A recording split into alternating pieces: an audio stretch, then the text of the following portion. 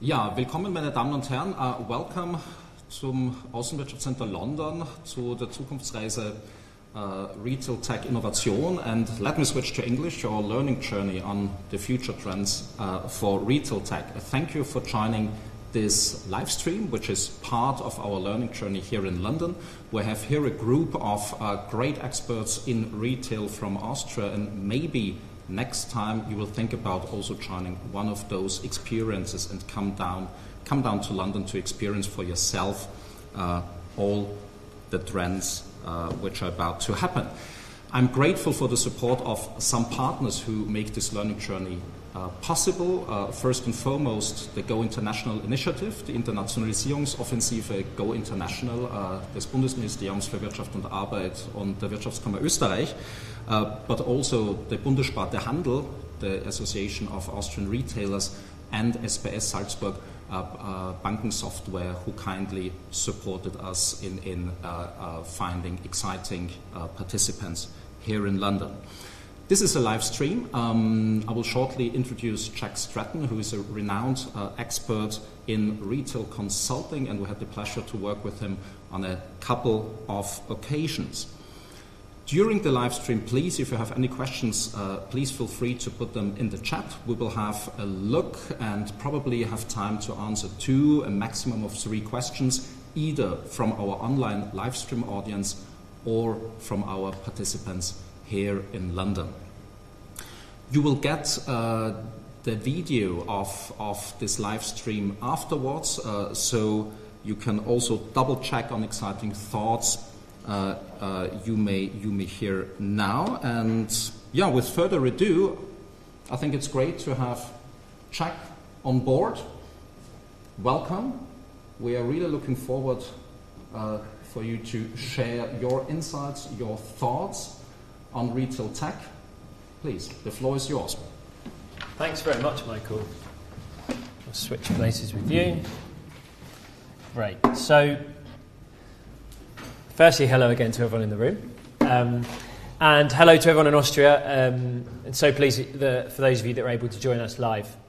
Really hope this presentation is insightful and useful. So, I'm Jack Stratten. Briefly, I run Insider Trends, retail trend spotting agency based in London. And this presentation I've decided to call kind of retail and consumer trends and the impact on in-store tech, which is very much the theme for this particular learning journey. So I'm going to briefly look at some very big, broad ideas that I think are influencing strategic decisions among the biggest retailers, and then look at how that's affecting brand and retail strategies and the way those businesses are using technology in the stores. Briefly about Insider Trends, we work with some of the biggest brands in the world, trying to essentially help them spot what's coming next. That's us. So, as I always do, I'm going to start at a high level with consumer trends. So, and specifically, I thought rather than trying to kind of vaguely gloss over lots of different things that are happening, I always try to pick out one thing that feels relatively new, something that's happening cross-category, something that's happening all over the world, that I've seen over the last year and I just feel like is evolving. It's not really led by me. It's a lot of retailers I've worked with keep coming up with this phrase. I'm hearing it all the time, choice overload. And it's interesting because the retailers that are telling me that we have choice overload are, of course, the ones creating it. But it's very, very clear to me that that is a relatively new trend that we don't yet know the impact of.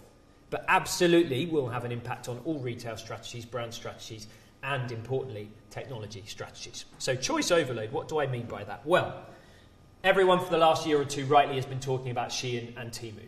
Maybe the simplest way of talking about the impact of Shein and Temu, these online retail giants who've grown kind of faster than any other kind of retail concept we've ever seen, is the fact that one of Amazon's strategies to combat that is literally to copy them. So Amazon have launched something called Amazon Haul, which is the same principle as Shein and Temu. In other words, they call it factory to consumer retail. In other words, you cut out all the middlemen. That's the idea. Something is produced somewhere in China and it goes straight to the customer's door. That's the Shein model. It's not always the Temu model, but for some of their products and categories it is. And that's what Amazon are trying to do. It's not really the key part of their strategy. But from a PR point of view, that's what they said to the world, which I think says a lot about the future of retail, that Amazon said, our strategy is just to flood the market with the same kind of retail strategy. Fascinatingly, though, if we think that isn't enough, if that isn't enough to kind of saturate the marketplace and make customers feel overloaded, look at the growth of TikTok Shop. And we can put to one side the fact that TikTok was temporarily banned in the US. I think we saw, in reality, that was kind of smoke and mirrors, because quickly, it wasn't a ban. Suddenly they were alive again, and it carried on everywhere else. But TikTok Shop, which essentially is the retail arm of TikTok, actually outperformed Shein in Q4 in US. And no one was really talking about it. Bigger sales than Shein in the US, which is Shein's biggest market, which is extraordinary. 2024 revenue for TikTok Shop predicted to be $20 billion. They have 20 million active sellers. And this is another part of this kind of saturation and choice overload that we haven't really even discussed. So you have the retail marketplace giants, but then also the social media companies are starting to just flood the world with retail in a similar principle. And how quickly this happened. TikTok Shop basically started in 2023, within a year, 20 million sellers and enormous revenue, just like that. So that gives a sense of the saturation that we're seeing. And again, looking at it in a different way, resale is growing so rapidly, well, whatever positives there might be, or it being an indicator of maybe negative trends in the fashion world, what people aren't talking about enough is that is more saturation. And do you know the biggest single retailer within Vinted is Shein? Approximately 20 million Shein items are on Vinted as we speak. So you have this really strange world at the moment. And by the way, this happens with every major fast fashion retailer. Primark probably have 10 million items on there at the moment. So this already crowded marketplace is kind of having this rebound through resale as well, certainly in fashion and increasingly in other product ranges as well. So it's not just kind of saturation in the way that we're talking about with Shein and fast fashion players and Temu and everyone else. It's happening through resale. It's happening through social media companies. Strategically, it's also being fed by new kinds of businesses and business models. So this is Pietra. Pietra is a business, to put it simply, that actively goes out into the world and speaks to influencers on social media and asks them, do you want to sell a product? Do you want to make a new brand, start a business? Of course, the influencers often say, yes, because I want to make some money from all these followers. And sometimes in a matter of weeks, a brand appears. And the influencer doesn't do anything. Pietra is a team of consultants who do everything. They do the e-com, they do the fulfillment, they even have relationships with property owners all around the world, so you can do physical stores, pop-up. Basically, it's just a team of people who are very experienced and have a great retail network. They do the branding, they do absolutely everything. And that is also flooding the marketplace. That's why beauty is a really good example of this, right? So how many new beauty brands do you see all the time? And the pace of that is fed by this kind of model. You know, and also partly why all the beauty brands look so similar. Because frankly, they're made by the same people. I say people, probably to some extent now made by the same AI. Because with some decent prompts, you can have a pretty decent looking Gen Z focused millennial pink beauty brand. It's not that hard anymore because there's so many that already exist. That is feeding a kind of saturation as well. Now, the effect on the customer. A few simple things that I talk about. This is there's a study that Web Loyalty do every year, and every year it comes out looking roughly like this. Put simply, this graph says that for every single category, and these are global stats, for every category, for every industry in which we buy things, customers are shopping with more brands to find what they need. So for absolutely everything. This is happening across the world all the time now. It's not surprising, obviously. If you look 10 years ago when we were buying sneakers, maybe we look at a couple of brands. Now we've got 7 browsers open on our phone. And we're looking around the shopping mall, we're looking everywhere else. You know, we are looking with more brands to buy everything, or to flip it, we are less loyal, more promiscuous than we've ever been. It's not surprising, but it's a consequence of saturation. The more choice there is, the less loyal we are. And we're starting to see signs of choice overload having an impact on how customers feel. This is significant because we're going to see more of this. 90% of customers feel they see too much retail advertising. This is very significant at a time where we're saying we're going to put so much more advertising into the retail ecosystem, online and offline. It's not to say we shouldn't do it, but it's to say that that needs serious thought in terms of the execution, because customers are already saying, I see too much and I don't really like it. And 64% of customers feel overwhelmed by choice. This is just, for me, embraces one problem, and there are many, but one problem that I think technology could and should try to solve. Online and everywhere else, and frankly, definitely in stores as well. But this is really, really important to me at the moment if I'm thinking about consumer trends. I think we are approaching a point where customers will need support in finding the right things. This is why we're already starting to see brands successfully responding to what I just described. This is Wolf & Badger, a small but growing kind of online or sort of multi-channel department store. So Wolf & Badger sell everything, kind of relatively affordable to premium bracket. And they, over the last few years, have decreased the amount of choices they have online and in their stores, reduced the range. It's pretty much halved over the last 4 or 5 years. And I spoke to their founder, and there's a direct correlation between that and profits and sales growth. The smaller their range, the more they sell. That's what they're finding. In the UK and the US, and in fact throughout Europe. That is, for me, a possible sign of things to come. The nature of this opening presentations mean I'm kind of just going to touch on some very broad themes. So later on, and virtually for anyone watching from Austria, by all means, send a question in if you want to jump into any of that in more detail. But now I want to jump into tech trends at a very high level. Partly relates to what I've just talked about, but mainly just what I'm observing and what I have observed in the last 10 years, specifically in terms of in-store retail technology, what's happening. Well, to summarise, I think it's kind of going from visible to invisible. Let me show you what I mean by that. And I'm going to show you a few slides that I built probably 12, 13 years ago for different conferences. And they've become very relevant again. This is Sephora in New York. I think this was 11 years ago that I did this. And this was, as brands like to sometimes describe their stores, the store of the future. That's what everyone said, including me probably. And do you know what it was full of? Absolutely full of in-store screens. This was the idea that is still being tried, and we're going to see it throughout London, the principle that the growth of online was, in a sense, something that in-store had to be replicated with visible technology.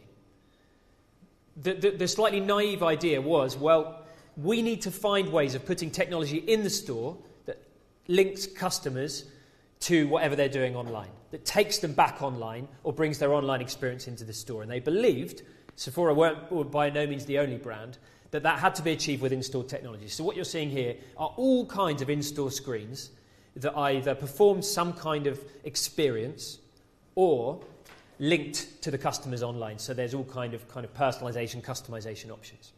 I won't go into great detail, but go into any Sephora flagship in the US now and see how many of these screens are left. They're all gone. There's loads of technology in Sephora stores, but you see very little of it. The only thing that remains is the little icon that goes on the back of a phone that does a kind of skin testing technology that's quite sophisticated and pretty good. All the big in-store screens have disappeared, frankly, because there just wasn't any return on investment for them. And because of some other things that I'm going to talk about in a second. You had businesses like Perch Interactive. So I knew the founder of this business quite well, and they did really well about 10 years ago. And basically they manufactured these fixtures that went into stores, and the idea was that you pick up an item, and then when you pick it up, it plays you content, tells you about that shoe or that particular item. Perch did fantastically well about 10 years ago, and the business is now closed. Lots of reasons for that, but again, similar to my last point, and similar to a point that I'll be making consistently, is what Perch hadn't quite figured out at the time, but I think what retailers are getting much better at, and we'll see lots of evidence in this, is the problem was that customers trust one bit of technology more than any other kind, and that's the thing they have in their pocket. And actually, it was quite an abstract experience to go and be given lots of reviews about products that you had to figure out on a fixture in the store, when you kind of knew exactly what you were doing already. You already, most of the time, knew about the brands, knew about the sneakers that you wanted, the shoes, knew a bit about the product. And most of what you were doing, you possibly had already done before you even entered the store. You'd seen so much of that information. And so this became actually, for many brands, almost a challenge, almost something that distracted their in-store experience. You know, really, the store wanted them to go and speak to a service assistant and say, I'm looking for that pair of shoes in a size whatever. But instead, they were looking at these screens thinking, how do I use this? What does this mean? And one of the most fascinating examples I ever saw, which was in Carnaby Street. This was 10 years ago. ProDirect sold football boots. They still exist. They make a great kind of football boot retailer. I bought football boots for my son from them. Good products, good service. Their store in Carnaby was kind of like walking into an interactive screen. It was insane. The floor was a screen, the walls were, the ceiling, everything. And what it did was, if you were, as a customer, a member of the ProDirect kind of loyalty club, and you had the app on your phone and it was live and you had internet connection when you walked into this basement, which, by the way, the internet never worked in there because it was a basement, then automatically the screens would all change to whichever football team you supported. And then when you walked in, it would start playing footage from your favourite team. And it would even use information from things you'd bought before. Now, when it worked, it was amazing. It was incredible. But the problem is 90% of the customers weren't loyalty members in the first place. They went down and they had no idea what was going on. That was if any of it was actually working, because this technology was so complicated, but also relied so much on external factors. Internet connection was their biggest problem. Most of the time, people couldn't connect the app. And kids were told when they were online, come to the store and you get this amazing experience. And then they're really disappointed. At the end of it, really disappointed because simply the internet didn't work and they couldn't get all of the footage. And I saw other brands and other big businesses doing things like this, but so often it fell down because of kind of infrastructural issues that still aren't solved. You'll see it when you go into stores in the next 2 days. You'll see great concepts that fall down simply because the internet isn't working. It's extraordinary. Still, stuff like that is so prevalent. But more to the point that, and Niall will talk a lot more about this strategically, which is really important. But again, you start to go with all these ideas. What problem are these things addressing? What outcome are they trying to achieve? What experience for the customer are they elevating? And the truth is, they didn't tend to do that. And that hasn't stopped technology appearing in these stores in this way. But to me, the biggest shift in in-store technology has been from this kind of visible tech to really honing down on the invisible tech. That, to me, has been where the real power and success of in-store retail, in-store technology in retail, has been. And the final point on this, because I think this is fascinating, it'll be a conversation we have over the 2 days, definitely as well for the grocery guys, is retail media in-store. This is going to be a huge conversation in the next 5 to 10 years. I was at NRF. I don't know if anyone else was at NRF in New York a couple of weeks ago. Still everyone is talking about this. And the truth is, we do have a really complex issue here because retailers rightly are going to push forward with retail media in-store and online because it's potentially a massive way of generating new revenue. And frankly, revenue with a much higher profit margin. Estimated profit margins for retail media in-store is 80%. Average profit margin for regular grocery around the world is 4%. So it's a no-brainer. Of course, you're going to look into it more and more. But taking you back to the beginning, customers are saying they have too much advertising. And this model says we're going to put more into the store. So there is a huge conflict there. And this is an example where there will be visible technology. There has to be. But it hasn't worked in the past to a great extent. So this is a massive problem to solve, a very interesting problem to solve. Because it doesn't mean that it's not possible and there isn't value, but it's going to have to be executed better than it has so far. As for invisible technology, well, frankly, there are hundreds of examples and tech companies and brands doing this brilliantly, and I could name so many. I'll give you just one, Corso. Corso work with big grocery companies, big box retailers all around the world, and what they do you don't see, but staff know all about. It's an app, and it's a kind of task management app that is linked to stock levels. Every single day, staffs are given prompts based on how certain sections are performing. And that is driven by AI data that feeds in things like seasonality, how stock levels are, reviews online, and all kinds of different information, aggregates all of that and gives something really useful and meaningful to the member of staff, saying things like, look, this particular area hasn't performed that well today, go and have a look, because maybe it's untidy, maybe the stock levels are low, maybe customers are waiting and not getting the support they need, or it might address a checkout problem. But they're constantly given really simple, easy to understand prompts to their mobile phone that they can understand. They try and solve them. When they're solved, they complete a mission within the app. That data goes back to head office to feed into how stores are planned, organised, designed. Completely invisible, but has a real world impact. Corso are basically successful with all of their clients. Totally invisible. I couldn't even take you to the store for you to really see it, because, the staff are busy. They're not going to allow you to see what they're doing on the Corso app, but it's brilliant. And there are so many businesses like this around. To me, this is what retail tech and in-store tech is all about. And by the way, loads of AI plugged into this, but Corso don't talk about it, because it isn't really the AI bit that's interesting. AI just supports it. AI aggregates the data, and that's great. There's also loads of examples, and we will see one or two of these as we go around, where I think in-store tech is solving that choice issue that I talked about at the beginning. So this is typically powered, I'm showing you a business here called Hero, who have actually since been taken over by a company called Endear. And on the tour, we're going to see an Endear client tomorrow. But they work with lots of retailers, and what they do that has provable benefits is quite a simple idea. That when you're shopping online, looking at an item, this technology connects you to someone working in a store. So when you're looking at a coat, you can message the person in the store and say, the image of the coat online isn't great. Can you take a picture of one in the store? Or later on, could we even have a quick call so you can talk me through it? Essentially, you get that in-store customer service that people love from home or wherever you are. It's quite a simple idea. It started during COVID or just before, but actually lots of brands have carried on doing it. It works really well. Now, it works best in certain categories and not in others, but the point is, this addresses a real problem, which is online customers often can't get the information they need.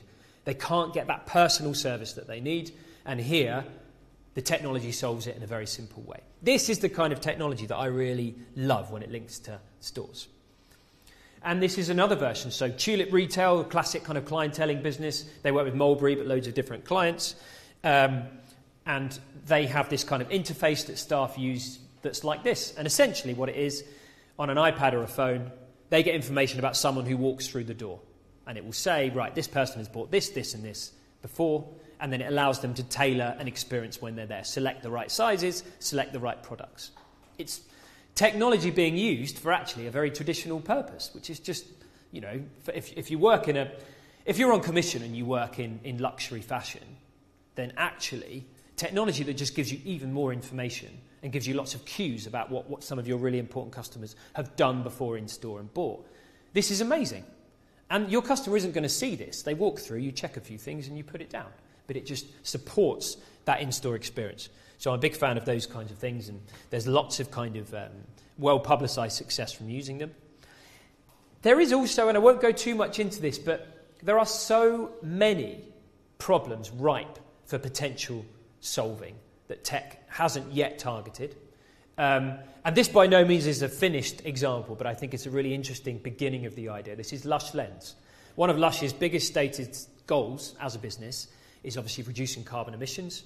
They sell on the basis of being sustainable, so they have to do things like this. They are actively removing packaging from their products. Huge problem with this is, how do you give customers the information they need on the packaging? So they're using AI within their app. They call it the Lush Lens, so that you can scan the product and then it pops up with the information that would have been on the packaging. It's not new technology, right? The ability to scan a product and be given information about it, that kind of AR thing, we were all playing around with, when we were scanning currency, right, 10 years ago. But they've just actually started using this to potentially solve a real-world problem, which I think is really interesting. I don't say this because this is the finished article, but because strategically I like the way technology is being used here. Something that exists applied to a problem that they need to try and solve.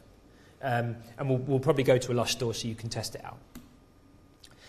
Maybe my favourite example of in-store tech, though, is Uniqlo. So I was talking to someone in Vienna, and there isn't yet a Uniqlo in Vienna, I was told. But I know it's rumoured for it to come. I don't know where that's at, but there were some discussions about it. I know it would be very popular.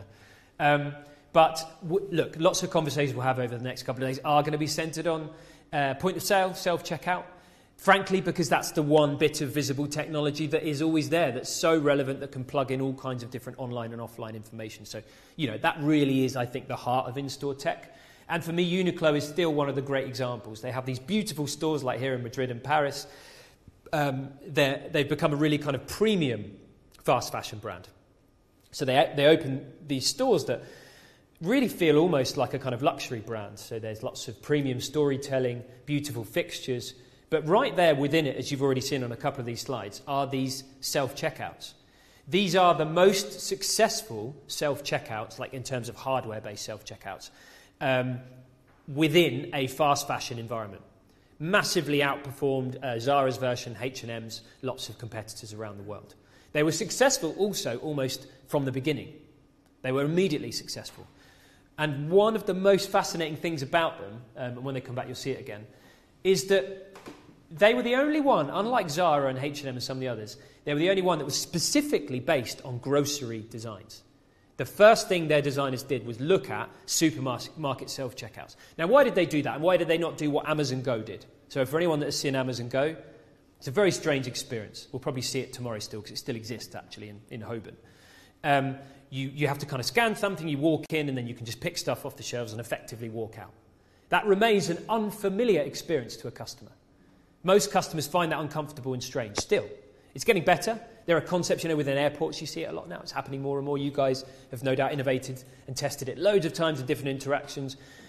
No doubt, in many cases, some of you have been really successful at it. But still, it is a relatively unfamiliar thing. Uniqlo recognised that the way to make self-checkout work is to make it look and feel familiar. That's why it's worked so well for them. It uses RFID technology, and you can use it on the tour. It's fantastic if you haven't before. You drop everything in. It reads it all. You tap and pay, and you go. It's excellent. But actually, to look at, and the way it's displayed, it feels very, very familiar. It sounds like such a simplistic way of looking at it, but that is so vital in terms of tech design. As I've looked at stores over the last 15, 20 years, and technology in stores, honestly, you could pretty much draw a line down the middle in terms of the tech that's worked and the tech that hasn't. And the thing that would separate them the most is how familiar the design felt. The things that felt alien and strange, customers just very rarely come round to. And the stuff that felt somehow connected to experiences they've had before, and that felt like they fitted within the rest of the store, that's the other thing. Uniqlo's self-checkouts never really feel out of place. They somehow make sense with the wider design of the business. So customers just gravitate towards them. It's a kind of simple idea, but it to me, feels so fundamental with the way in-store tech operates.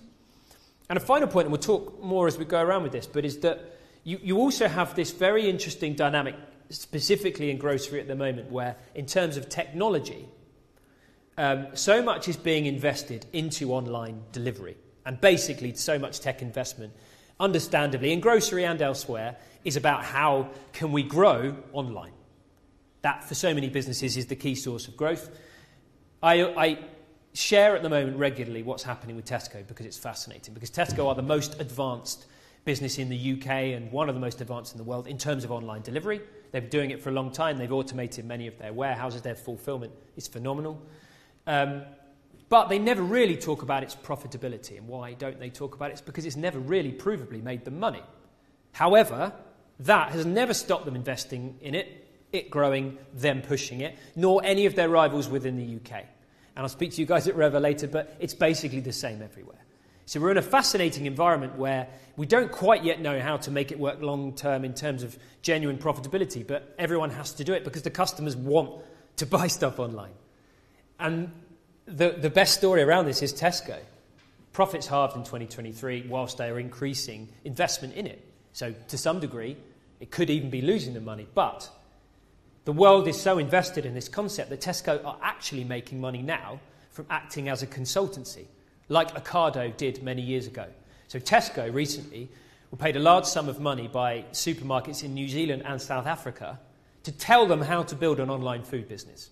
So Tesco now has become a tech consultancy for other supermarkets.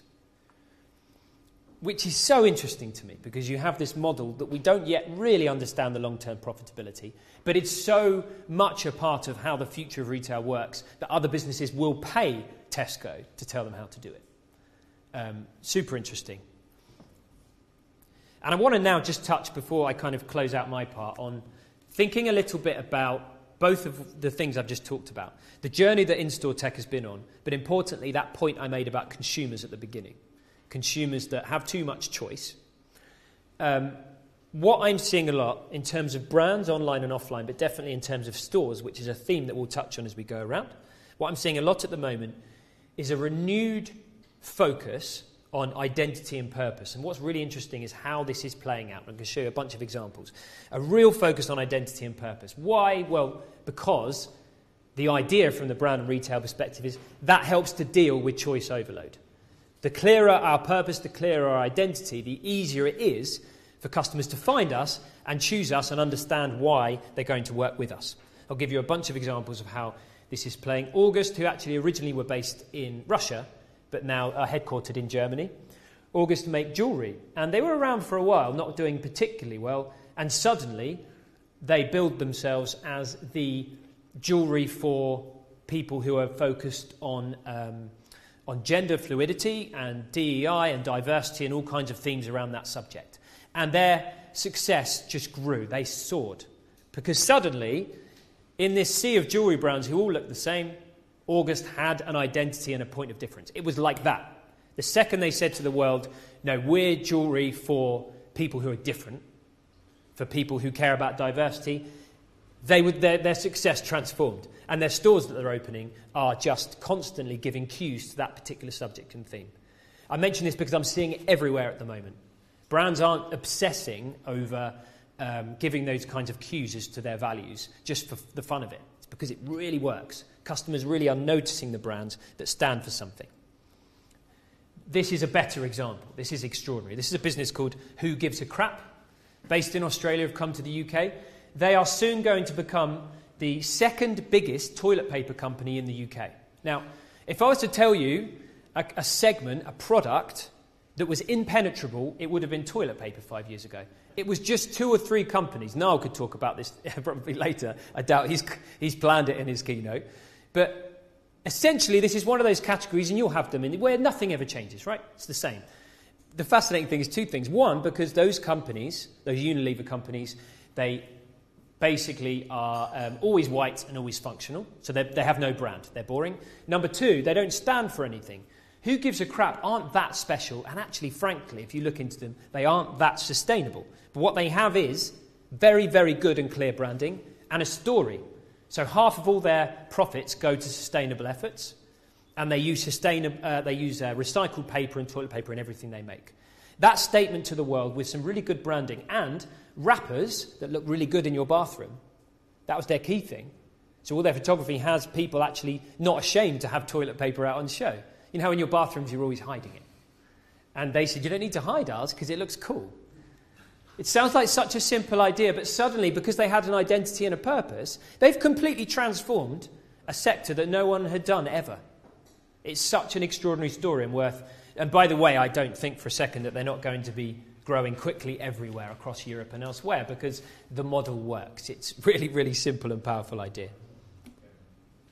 We will go to Gymshark today, I think.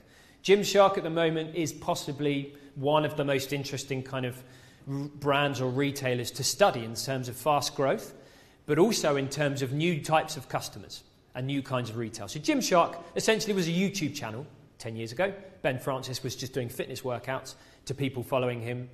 But meanwhile, he was selling these products that weren't particularly interesting. But he saw the power of making people obsessed with the community, so people who are into the gym, and selling a product.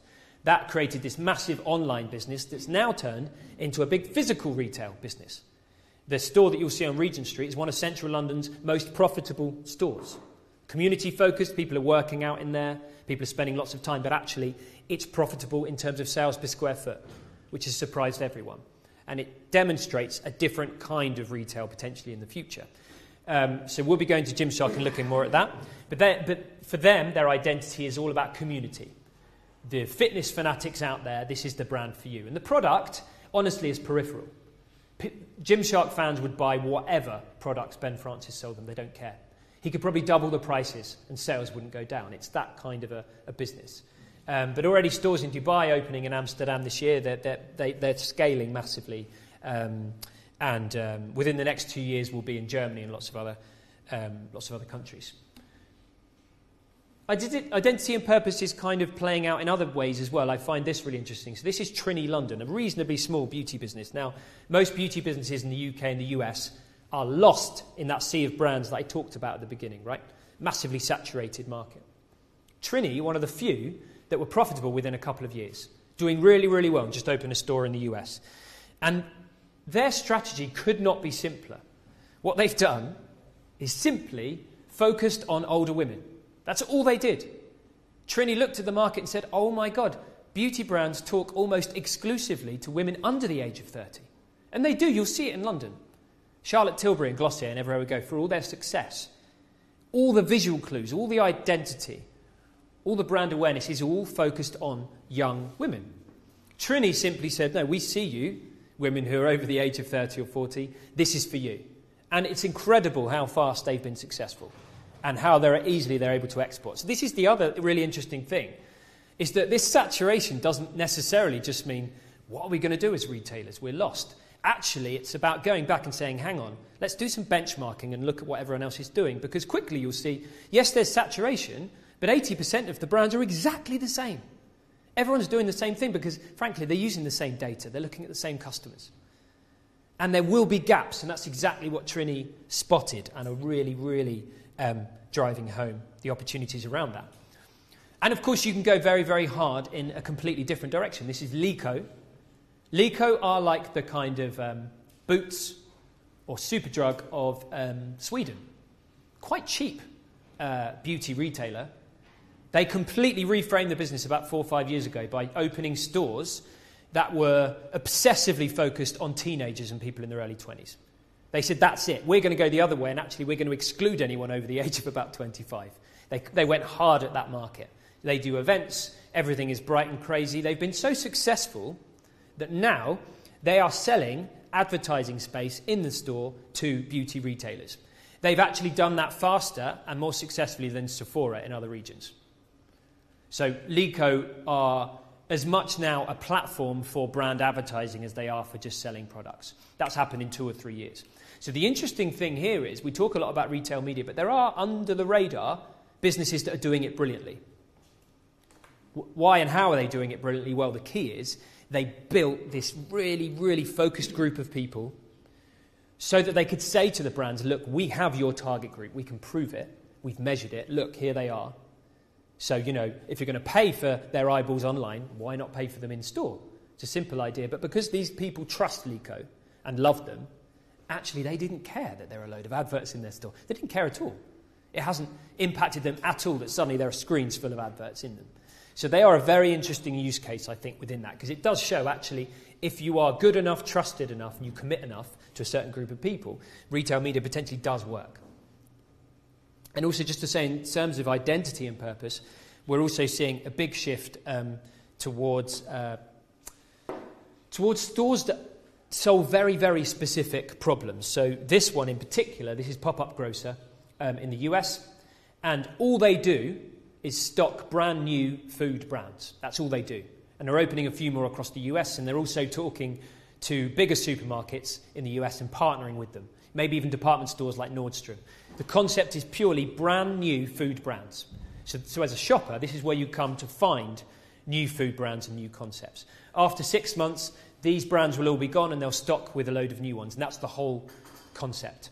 And actually, the owners of Pop-Up Grocer will take 2 or 3 of the best sellers in here and kind of take them on as clients and get them stocked in Walmart and in other food businesses. I think it's really interesting and a model that I wouldn't be surprised if we saw evolving elsewhere. And of course, you also have examples like House of Rituals in Amsterdam, where the identity and purpose has become about the experience, but also the customer service. So, this is a big, big department store size space in the middle of Amsterdam, and half of the store is devoted to service, which is extraordinary. They've literally stripped out product in half of the store and turned it into spas, eyebrow bars, all kinds of experiences. There's something called a brain bar. I've never learnt what that actually is. Sounds terrifying. Personalization, all kinds of other things, yoga. But it's devoted almost entirely to service, and it's remained incredibly profitable. But that's because the purpose of this store has become about experience and service, to drive sales still in the process. The final note on this is that I'm seeing across the world as well, stores are becoming places to premiumize the brand experience. Zara might be one of the great examples of this. You'll see this in Zara Fashion, in Zara Home. In the space of 5 or 10 years, they've gone from mostly around the world looking like a pretty average kind of fast fashion or fast homewares business to, frankly, looking like a luxury business. And that's because they want to premiumize. They want the customer to think of them as being a more expensive business because they want to up their prices, because the supply chain is becoming harder because of all the things you all know about. So they're saying, well, we need to boost prices, but to boost prices, the customer needs to believe that we're a premium business. You will see this all over London, H&M, Zara, Uniqlo, all premiumising the experience to justify an increase in prices, which has to come. Because you can't beat Shein and Temu by their models, right? You can't charge their prices. The only way is up for the rest of the retail world. Final thoughts as I wrap up. I think what we'll see over the next couple of days and what I want to talk about a lot is essentially going back to basics and thinking of the store as doing what online can't. It's a simple idea, but somewhere in the last 10, 15 years, I think retailers have sometimes got lost. Simple point, but 30% of retail spend in the UK is now online. The average across Europe is approaching 20%. It's a higher number than we sometimes realise. It's going up all the time. More importantly, 75% of all shopping journeys begin online. That historically led to really weird experiences like this. I was in New York at a place called Allure. I went into the store and there was a little fixture that said, why don't you connect with the app and then you can virtually try on our makeup in the store. Virtually try on the makeup in the store. I was in the store and there's makeup there. I've never seen anything quite like it, but this isn't the only brand that were doing it. Brilliant example of brands and retailers getting lost in this kind of panic of getting tech into the store, of evolving technology, rather than taking a step back and going, hang on, what are we trying to do here? What's the goal? Do we even need technology? Nike, and we can say this for all their success, are one of the biggest kind of failure stories in terms of in-store tech now. We can say this with confidence.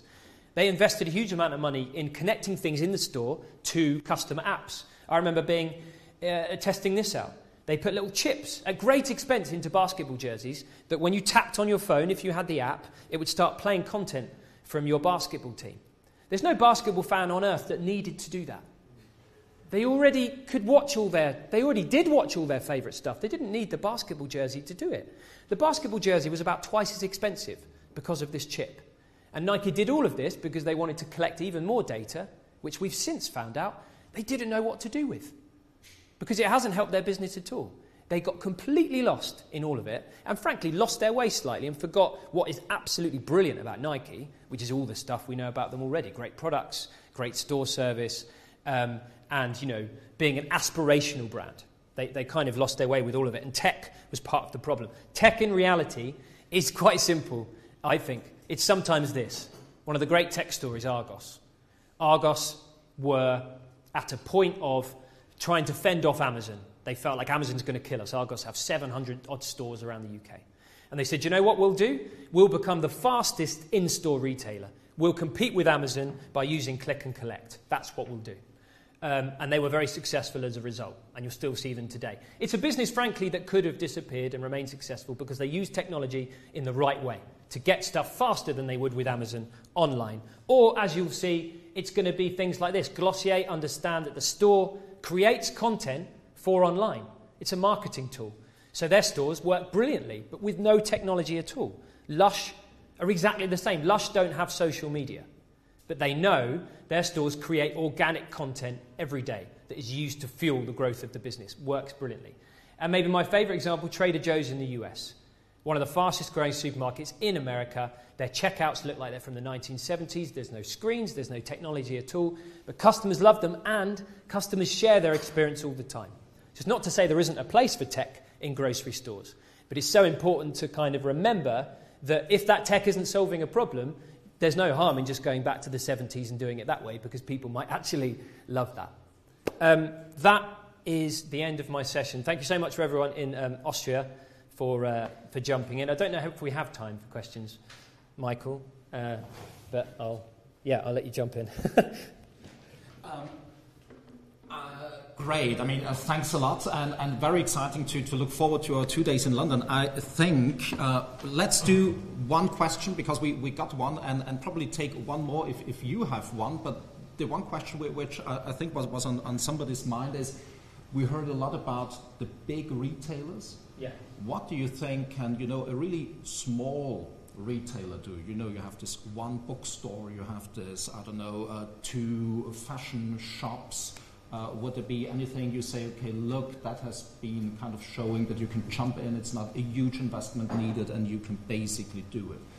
Yeah, I think the good thing is that as a smaller retailer, especially in fashion, if you look at most of the bigger fashion brands, certainly mid-market and up, the ones that are becoming more premium, their story over the last 10 years has actually been the removal of technology from their stores. I think that probably bodes really well for smaller businesses, because it says you don't need to invest massively in technology to be successful. You don't. What you're probably going to need is a really good brand. You're going to need to sell well online to start with and grow that online. And then when you have a store, the store just needs to bring the brand to life in a physical way, and that doesn't need any technology. And if you really are going to invest in tech, it's probably going to be something that elevates in-store experience and complements some of what's going on online. So again, I would say clienteling, and the great thing about clienteling and those kinds of tools is with most of the providers, there's no upfront investment. There's some that will only work with you if you have 10 stores or something, but there's many that will work with you from startup level, and they merely take a commission on sales. So they actually will, if they believe in you as a business, they'll kind of invest in you, and effectively you just come on without any upfront investment, and they just take a commission from sales. So those kinds of clienteling technologies I really, really like, because low risk, and they complement the fashion sector really beautifully. Just looking in our audience, but I see no questions, and I also see that we are slightly over time. So let me thank you for joining us for this live stream. You see, we have 2 busy days ahead in London. We haven't even yet started to talk about the backbone of payment, tech, and fulfillment. So that may incite you to also join one of the learning journeys, the Zukunftsreisen der Außenwirtschaft Austria. There are many around, and really their purpose is to get you behind the newest trends, not to be left behind when business models and new ideas emerge. So thank you for joining. You will get the video, and bye to Austria. Goodbye. Thanks so much.